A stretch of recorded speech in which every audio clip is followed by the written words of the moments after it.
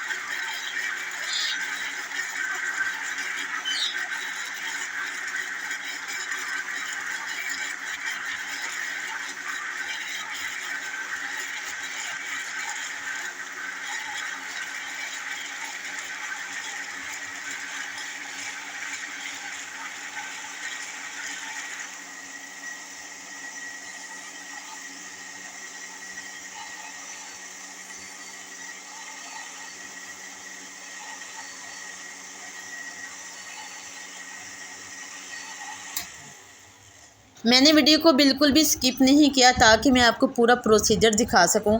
और ये देखिए कितना ज़बरदस्त मक्खन निकल आया है।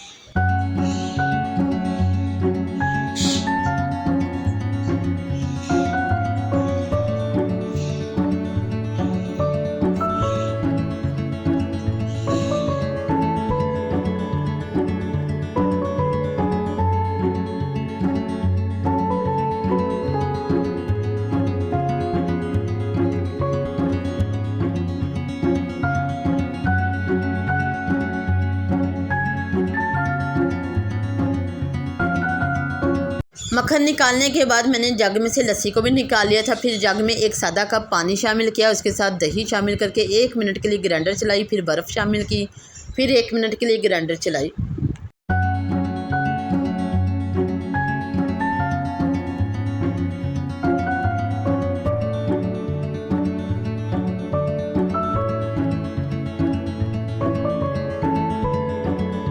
ये देखिए कितना ज़बरदस्त मक्खन निकल आया है। अब मैं इसको एक डब्बे में डालकर फ्रिज में सेट होने के लिए छोड़ दूँगी। जब ये सेट हो जाएगा फिर मैं आपको फ्रिज से निकाल के दिखाऊंगी कि इस मक्खन के कितने इजीली पीसेज हो रहे हैं। ये देखें मक्खन कितना अच्छा सेट हो गया। सिर्फ आधे घंटे के लिए मैंने फ्रीज़र में रखा है। अगर इससे ज़्यादा आप रखेंगे तो और अच्छी तरह इसके पीसेस को काट सकेंगे। मैंने वीडियो को कंप्लीट करना था इसलिए मैंने इसको 30 मिनट के बाद निकाल लिया।